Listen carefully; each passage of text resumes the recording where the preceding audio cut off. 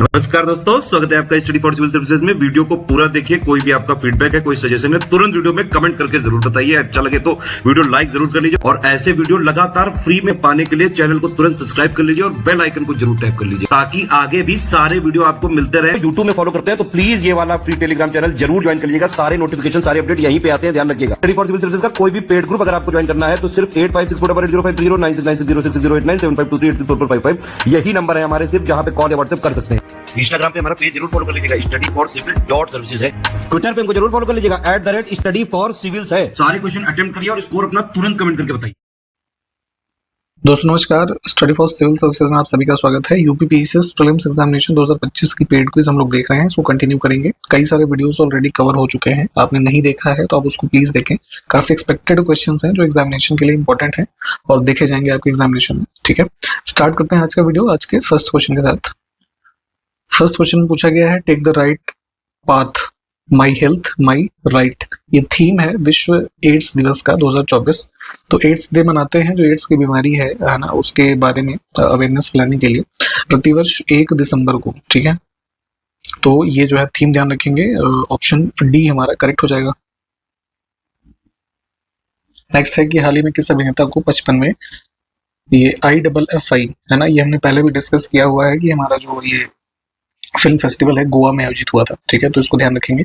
और इसमें Indian film personality of the year का पुरस्कार किसको दिया गया, तो ये इंपॉर्टेंट भी है, ये दिया गया था विक्रांत मैसी को। Option first.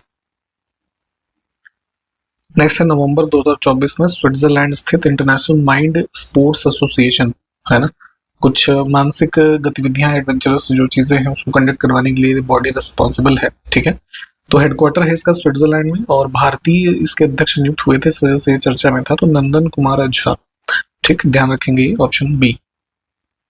नेक्स्ट है, हाल ही में हमारा संविधान हमारा सम्मान, इस अभियान के तीसरे क्षेत्रीय सम्मेलन का आयोजन कहाँ पर किया गया। तो देखिए ये डिपार्टमेंट ऑफ जस्टिस जो है उसकी एक स्कीम है दिशा। ठीक, इसका नाम ध्यान रखेंगे, designing innovative solutions for holistic access to justice, ऐसा एक कुछ फुल फॉर्म है। ठीक है, तो इस मतलब स्कीम के तहत जो है ये हमारा संविधान हमारा सम्मान इनिशिएटिव का तीसरा रीजनल कॉन्फ्रेंस आयोजित हुआ था गुवाहाटी में। ठीक है, आपका जो है ये IIT है यहाँ पे। ठीक है, यहाँ पे तो ऑप्शन सी को चुनेंगे हम। ठीक,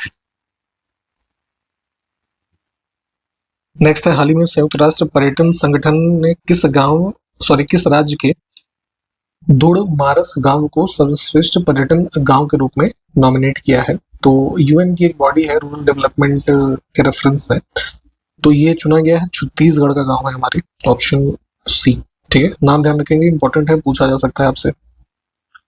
30 नवंबर से 1 दिसंबर 2024 के मध्य महाबोधि महोत्सव कहाँ पर आयोजित किया गया, तो बुद्धिस्ट फेस्टिवल के रूप में ये आयोजित किया गया था मध्य प्रदेश टूरिज्म के द्वारा सांची में। ठीक है, सांची कहाँ पे है, तो रायसेन डिस्ट्रिक्ट है मध्य प्रदेश का। ठीक है, किस फिल्म में 55वें भारतीय अंतर्राष्ट्रीय फिल्म महोत्सव, अभी हमने जैसे ऊपर भी बात की थी विक्रांत मैसी वाला अवार्ड का क्वेश्चन देखा था, तो ये देखिए गोवा में आयोजित हुआ। ठीक है, और इसमें जो है यूनेस्को गांधी मेडल है ना किस फिल्म को मिला है, तो ये जो है क्रॉसिंग नामक इस मूवी है। ठीक, ऑप्शन सी। नेक्स्ट है, 20 नवंबर 2024 को दूसरा कैरिकॉम इंडिया समिट कहाँ पर आयोजित हुआ।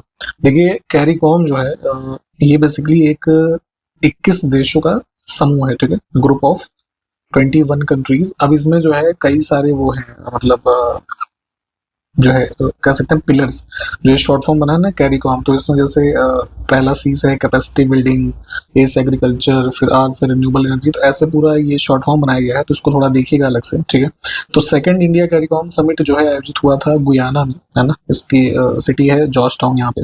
ठीक, तो ये करेक्ट हो जाएगा। और फर्स्ट अगर आपसे पूछा जाए, क्योंकि पूछ लेते हैं पिछला समिट कब हुआ था, तो फर्स्ट इंडिया कैरिकॉम समिट हुआ था 2019 में, कहाँ पे, न्यूयॉर्क में। ठीक, 27 नवंबर 2024 को प्रोफेसर KV रमन का निधन हो गया।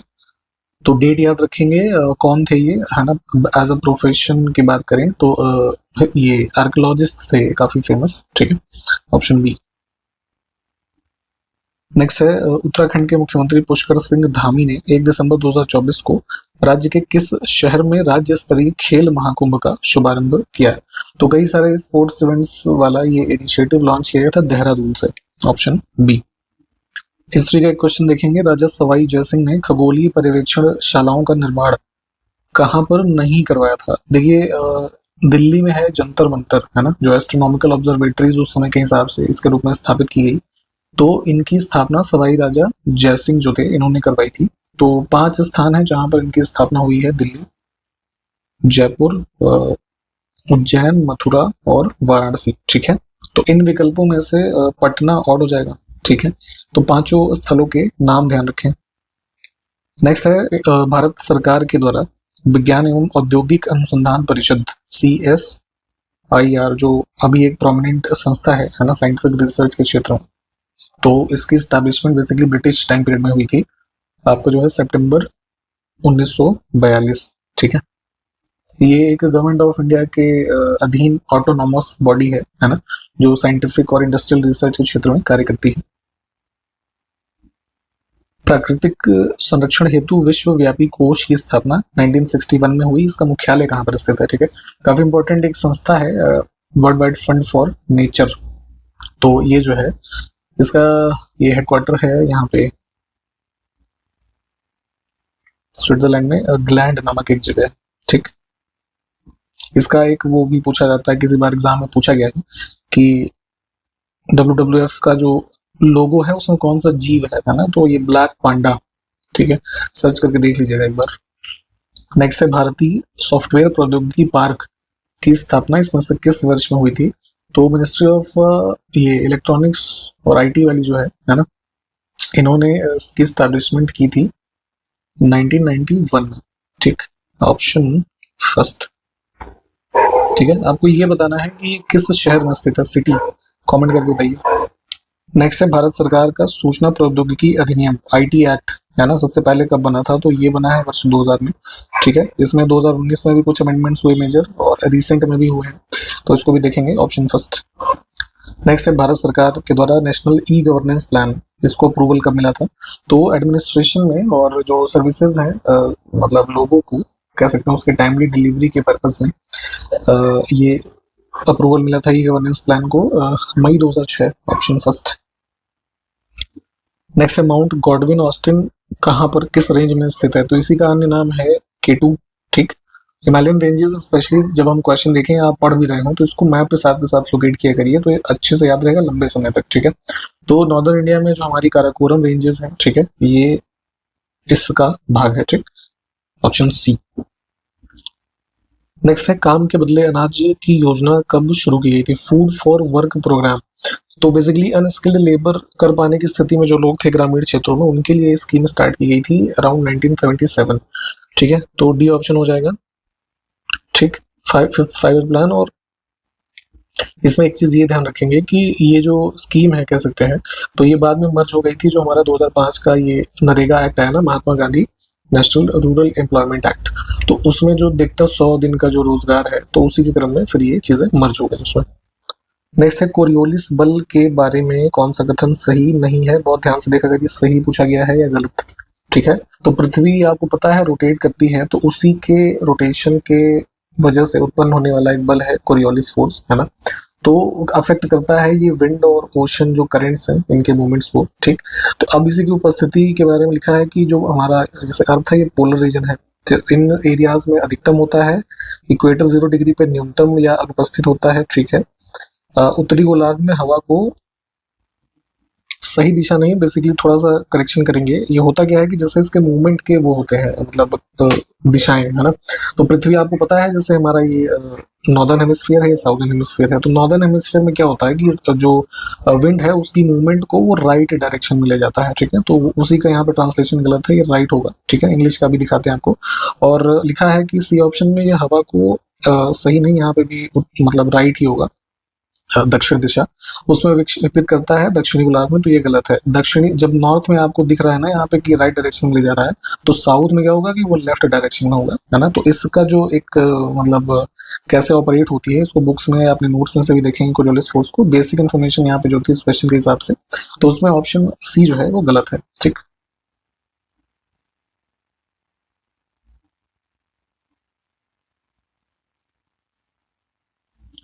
इंद्रधनुष जो आपको दिखता है एटमॉस्फेयर में कई बार बारिश के मौसम में, तो उस समय जो 7 रंग होते हैं तो उसका क्रम बताना है हमको, ठीक है।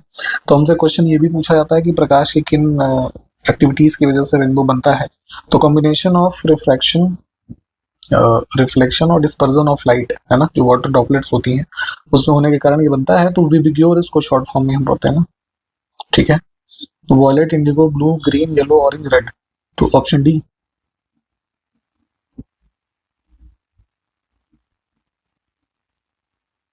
नेक्स्ट है, एक कॉर्क और एक कील को जल से भरे बीकर में रखा जाता है, तो कॉर्क तैरता है जबकि कील डूब जाती है, इसके पीछे का रीजन क्या है, ठीक है। तो कई सारे बॉटल्स में देखा होगा आपने कॉर्क ऐसे लगाया जाता है ऊपर ढक्कन को बंद करने के लिए, तो बेसिकली क्या है, कील है ना जो है और कॉर्क में डिफरेंस की ये डेंसिटी का एक फर्क होता है दोनों के बीच में। तो कॉर्क में क्या है कि उसका डेंसिटी जो है पानी के कंपैरिजन में कम है, ठीक है, तो इस वजह से वो फ्लोट करता है और कील जो है डूब जाती है, ठीक।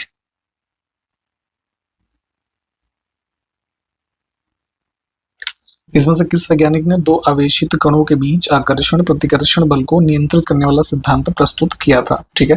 फिजिक्स में आपने शायद पढ़ा हो कि अट्रैक्शन और रिपल्शन, है ना, दो पार्टिकल्स के बीच में अगर हो रहा है तो ये जो है रूल जाना जाता है कूलम्स लॉ के नाम से, है ना। और इसके जो साइंटिस्ट थे, है ना, चार्ल्स ऑगस्टिन डी कूलम, ये था पूरा नाम, ऑप्शन डी। नेक्स्ट है, निम्नलिखित में से स्थानांतरित कृषि का नाम तथा देश का कौन सा युग्म सही है।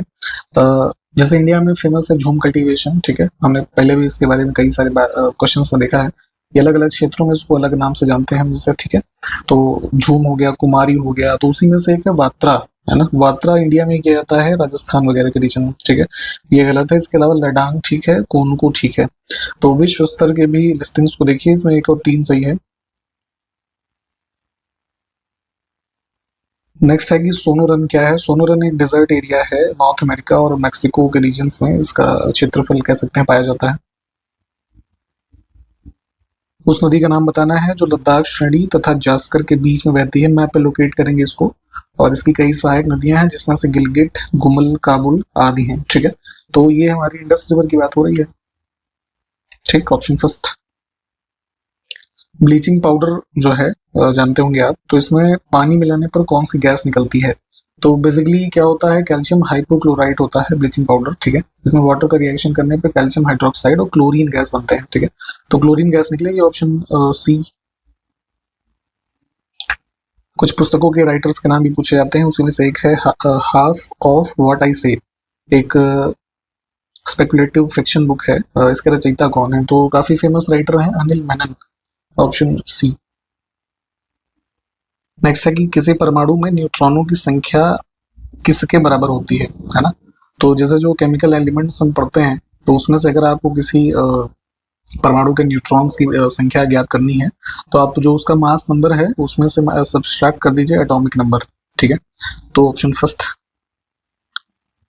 ह्यूमन बॉडी में जो फेफड़े हैं तो उसमें गैसीय विनिमय का स्थल कौन सा है, तो हमारे लंग्स में एक एल्वियोली होता है, ठीक है, ऑप्शन डी में जो लिखा है। तो वहां पे क्या है कि जो हम ऑक्सीजन इनहेल करते हैं वो डिफ्यूज होता है ब्लड में, और उसी दौरान जो कार्बन डाइऑक्साइड है वो एक्सहेल होता है, ठीक, तो डी।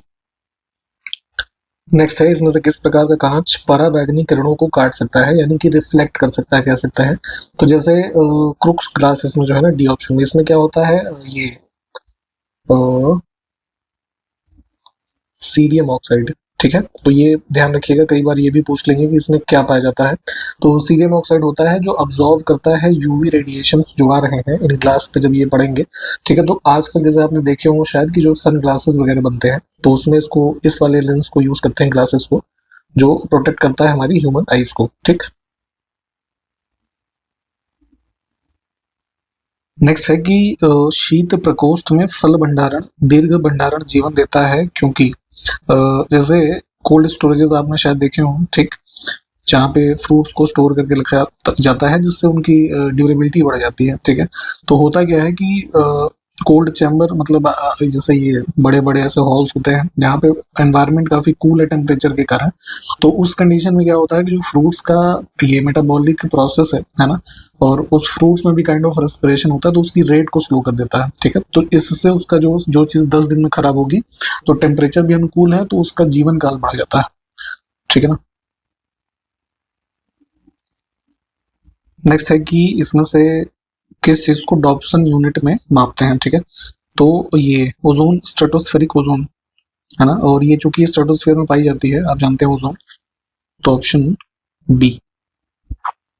हमारे पास कुछ सब्सटेंसेस लिखे हैं और उनकी प्रकृति या वो क्या होते हैं रियल में, है ना, उसका पेयर है तो क्या सुमेलित नहीं है, बहुत ध्यान से देखा करिए सही गलत आपसे क्या पूछा गया है। तो ऑक्सीटोसिन एक हार्मोन होता है,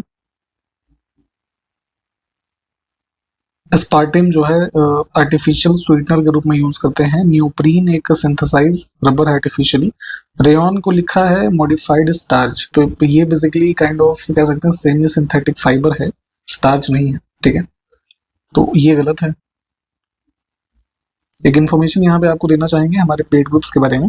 आपके एग्जामिनेशन के जो है मद्देनजर एग्जाम अभी चूंकि 12 अक्टूबर को आपका प्रीलिम्स है तो टाइम है, तो आप जो है एडमिशन ले सकते हैं इन ग्रुप्स में जो आपके इस एग्जाम के लिए डिजाइन है। फुल स्टडी मटेरियल के groups, test series, paid quiz या फिर मेंस की प्रिपरेशन आप अभी से करना चाहें तो इन सबके ग्रुप्स अवेलेबल हैं। इसके अलावा जो आपके अन्य एग्जाम जैसे आरओ एआरओ का एग्जाम होने वाला है या फिर बीपीएससी के एग्जाम, यूकेपीएससी, ठीक है, इन सब के भी ग्रुप्स हमारे ऑलरेडी चल रहे हैं। बीईओ की वैकेंसी आने वाली है, इसके ग्रुप्स भी हैं, ठीक है। तो इन सब में एडमिशन अगर आप चाहते हैं या किसी एक में भी, तो उसकी जानकारी आपको मिलेगी इस वीडियो के डिस्क्रिप्शन बॉक्स में या फिर इंट्रोडक्शन वाले पार्ट में 3 मोबाइल नंबर बताए जाएंगे, उस पर आप कॉल और व्हाट्सएप इन दोनों में से कुछ भी करके इन्फॉर्मेशन ले सकते हैं और बहुत ही नॉमिनल फी में आप एडमिशन लेकर के अपनी तैयारी सुनिश्चित कर सकते हैं। बिल्कुल स्टार्टिंग से सिलेक्शन वाली तैयारी आप इन ग्रुप्स का लाभ लेकर के कर सकते हैं। नेक्स्ट है कि गर्भनाल उम्बिलिकल कॉर्ड जो है किसके द्वारा संरक्षित रहती है। तो स्ट्रक्चर वाइज अगर आपने देखा हो तो बेसिकली ये जो है ब्लड वेसल्स के द्वारा ये सराउंडेड होती है, जिसमें एक ग्लूटिनस सब्सटेंस होता है हमारा ये वाटसन जेली, ऑप्शन डी। तो ये रिस्पॉन्सिबल है इसके प्रोडक्शन के लिए, मतलब जो वुमेन की बॉडी के अंदर है, ठीक है। नेक्स्ट है फाइलेरिया का कारण क्या है। फाइलेरिया नामक बीमारी जो है पैरासाइटिक वॉर्म्स के कारण होती है जो कि है बुचेरिया ब्रोकार्फी, ऑप्शन बी।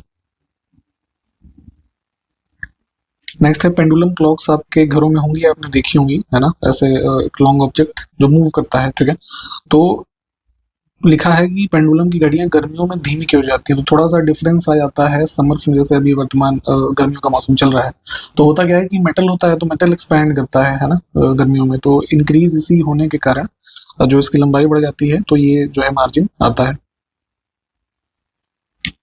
नेक्स्ट है सम्राट अशोक के निम्नलिखित में से किस शिलालेख में कलिंग युद्ध का वर्णन है। कलिंग युद्ध जो है बहुत ही पॉपुलर है, इसमें देखेंगे बहुत ही ज्यादा मतलब लोगों के जीवन का, है ना, कह सकते हैं नुकसान हुआ, बहुत सारे लोग मारे गए इस युद्ध में। वर्तमान जो उड़ीसा वाला क्षेत्र है उधर ये कलिंग का क्षेत्र होता था, यहाँ पे युद्ध हुआ अशोक के टाइम पीरियड में। तो इस युद्ध से काफी जो है अशोक प्रभावित हुए और उन्होंने बुद्धिज्म में कन्वर्ट कह सकते हैं हुए। और इंस्क्रिप्शन की बात करें जिसमें इसका उल्लेख है तो बहुत सारे शिलालेख हैं अशोक के जो प्रमुख हैं, इन सब के बारे में पढ़ेंगे। तो इंस्क्रिप्शन जो है 13th, ठीक है, इसमें मेंशन है।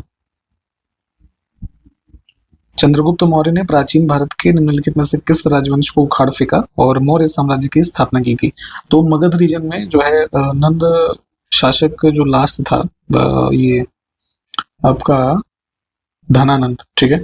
तो इसको हरा करके विद द हेल्प ऑफ जो है ये चंद्रगुप्त मौर्य के एडवाइजर थे चाणक्य, है ना, तो इसको हरा करके इन्होंने इस रीजन में मौर्य जो एम्पायर है ना, उसको स्टैब्लिश किया। देखिए हिस्ट्री बहुत ही कह सकते हैं हमारा एक वाइड सेक्शन है हमारे इस एग्जाम का, तो प्लीज आप लोग इस पे ज्यादा फोकस किया करिए। आप अपने पीवाईक्यूज में भी देखेंगे तो हिस्ट्री का सेक्शन का वेटेज जो है काफी होता है, एंशिएंट, मिडिवल तथा मॉडर्न में भी, ठीक है। नंबर ऑफ क्वेश्चंस की संख्या ठीक ठाक होती है। तो जैसे मॉडर्न इंडिया का क्वेश्चन है कि सरदार वल्लभ भाई पटेल किस प्रमुख किसान आंदोलन के नेता थे, तो ब्रिटिशर्स के द्वारा एक लगभग 22% का टैक्स इम्पोज किया गया था, है ना, किसानों पे, तो जिसके कारण बारदोली सत्याग्रह हुआ, है ना, 1928 में। तो इसके लीडर थे ये। इसमें से कौन सी स्थापत्य विशेषता हड़प्पा नगरों का हिस्सा नहीं थी? इंडस वैली सिविलाइजेशन का फेमस जो है स्थल रहा है हड़प्पा, ठीक। तो बहुत सारी फाइंडिंग्स हमें इससे मिलती हैं या अन्य जो स्थल है उनसे भी। तो उसी में से जो है पूछा गया कि विशेषता क्या नहीं है ना। तो सड़कें थी, है ना, पकी हुई ईंटों के घर मिले हैं हमें, नल जो है जल निकासी की व्यवस्था काफी अच्छी थी। बट देखेंगे इस टाइम पे इतना इंडस्ट्रियलाइजेशन और कमर्शियल तो चीजें थी नहीं, तो ऐसी बिल्डिंग्स भी हमें क्यों मिलेंगी, है ना। इसमें से कौन महाराजाधिराज की उपाधि धारण करने वाला पहला स्वतंत्र गुप्त राजा था? ठीक है, टाइटल्स इंपॉर्टेंट है, अक्सर पूछी जाती हैं। तो रियल फाउंडर माने जाते हैं गुप्ता एम्पायर के चंद्रगुप्त प्रथम, ठीक है। तो इनकी ही उपाधि रही। खजुराहो मध्य भारत में प्रमुख एक स्थल है, तो इसमें से किस राजवंश की कैपिटल्स में से एक था ये? तो जो है चंदेल डायनेस्टी का शासनकाल आप देखेंगे तो इनकी कैपिटल रही थी, है ना। और जो आप ये देखते हैं यहाँ पे खजुराहो टेम्पल्स, है ना, तो उसके भी कंस्ट्रक्शन जो है इनके द्वारा ही किए गए।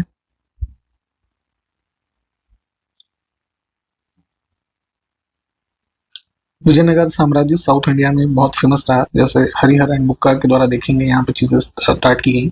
तो यहाँ के जो शासक हुए वो अपने आप को क्या कहते थे? ठीक है, तो जैसे एक बहुत ही फेमस शासक हुए यहाँ पे कृष्णदेव राय, ठीक है। तो जो ये टाइटल है ना, यही इसको अडॉप्ट करते थे ये लोग, राय बोलते थे अपने आप को, जो कि जिसका मतलब जो अर्थ है वो होता था लॉर्ड ऑफ मैन, ठीक है, या फिर किंग भी कह सकते हैं।